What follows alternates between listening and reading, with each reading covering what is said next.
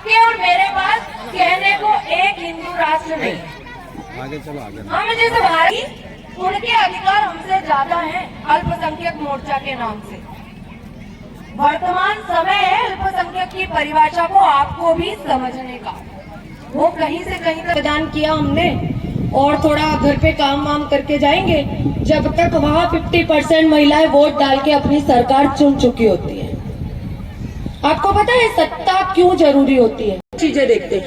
हमने श्री राम मंदिर जन्मभूमि के लिए 550 वर्ष तक आंदोलन, आराध्य को उनके घर में स्थापित करने के लिए हमने 550 साल लड़ाई लड़ी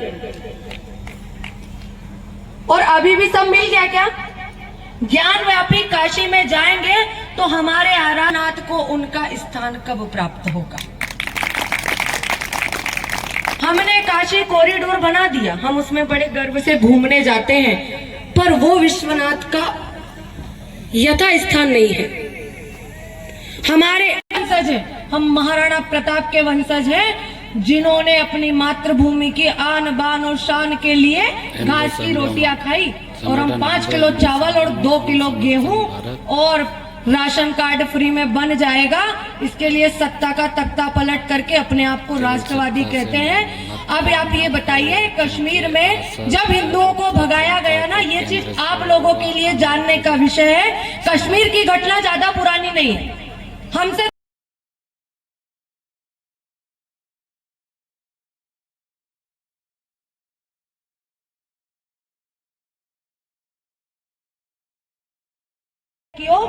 वहां पे हिंदू समाज को रातों रात भगाया जाता है और कहा जाता है कि अपनी बहन बेटियों को यहाँ छोड़कर जाइए और अगर आपको अपनी जान प्यारी है तो यहाँ से भाग जाइए।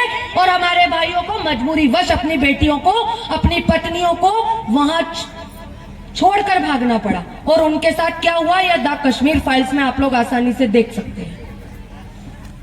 ये वही देश है जहां बेटियों को क्या कह रहे हैं देवी, और इसी देश के एक राज्य कश्मीर में हिंदू बेटियों के साथ खुलेआम बलात्कार किया जाता है, आरी से चीरा जाता है उन्हीं लोगों के द्वारा जिनके घर पर बैठकर आप सिमैया खाते हैं। भाईचारा मैंने ही नहीं लिया, भाईचारा तो जब होता है जब दोनों तरफ से निभाया जाए। हम सिर्फ चारा बन के कट जाएं और भाई भाई करते रहे, ये हमारी संस्कृति नहीं है। हम किसी धर्म का अपमान कभी नहीं करते, हमारी संस्कृति हमें किसी धर्म का अपमान करना नहीं सिखाती। पर एक चीज हमेशा याद रखना, भागवत गीता ने कहा है, भागवत गीता में श्री कृष्ण ने कहा है कि धर्म केवल सनातन है, बाकी सारे मजहब हैं। और ये मजहब अपनी अपनी आवश्यकताएं लेके इस देश में आए, हमने उनका पालन पोषण किया, आज वो हमको सिखा रहे हैं कि मजहब क्या होता है। स्पष्ट कहिए, ये कहानी बहुत पुरानी हो गई कि मजहब नहीं सिखाता आपस में वेर करना, मजहब नहीं सिखाता आपस में वेर करना, ये बहुत पुरानी कहानी है। मजहब सिखाता है कि आप वेर करिए, अगर ये आपकी बातें नहीं मानते तो आप इनको काटिए, ये मजहब है। ये कहानियां पुरानी हो गई है कि मजहब नहीं सिखाता, मजहब ही सिखाता है, सनातन धर्म नहीं सिखाता है। ये हमारे सनातन धर्म में चींटियों को आटा डाला जाता है, चींटियां अगर गलती से हमसे जरा सी देर भी अगर हमारे पांव से मर जाती है ना तो हमको ग्लानि होती है, और वो लोग आपकी गर्दन काट के भी ये कहते हैं कि ये हमारा धर्म है। तो वो कट्टर मानसिकता से भी अपने धर्म को निभा रहे हैं, और हम क्या कर रहे हैं ये सोचने का विषय है। मैं कुछ पंक्तियों के साथ अपनी वाणी को, उन्नत जिनके भाल नहीं, जय चंदों के सम्मुख आकर भी जिनके मुख विकराल नहीं। एपीजे अब्दुल कलाम तो पूजे हैं हमने, एपीजे अब्दुल कलाम तो पूजे हैं हमने, लेकिन अकबर जिनके अब्बा है वो भारत माँ के लाल नहीं। जय जय श्री राम, वंदे मातरम, वंदे मातरम, सत्य सनातन धर्म की जय हो। अभी हमारी बहन बता रही थी, महाराणा प्रताप इस हिंदू समाज के लिए जिन्होंने घास की रोटी खाई,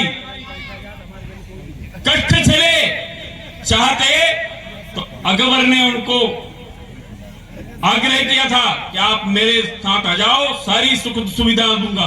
उसको छोड़कर राज्य को ठुकराकर दर दर की ठोकरें खाई, घास की रोटी खाई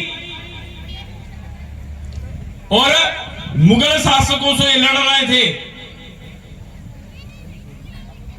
तो उनके विरोध में कौन था?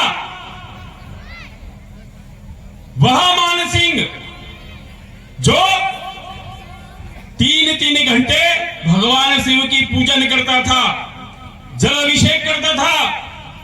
उसके बाद करता क्या था? तो वो युद्ध में हमारे हिंदू भाइयों के गले काटता था, मंदिरों का विध्वंस करता था। ऐसी विचारधाराओं का साथ दिया। वो और आगे बढ़ते हैं बारे में। अगर शिवाजी कि काशी की कला नहीं होती, काशी की कला जाती, मथुरा मस्जिद होती, और शिवाजी नहीं होते तो सुन्नत होती सबकी। हम जब सब लोग यहां पर बैठे हैं, मेरे सर पर ये पीली पगड़ी नहीं होती, मैं जालीदार टोपी पहना होता, हम लोग बांडे पजामे पहने हुए होते,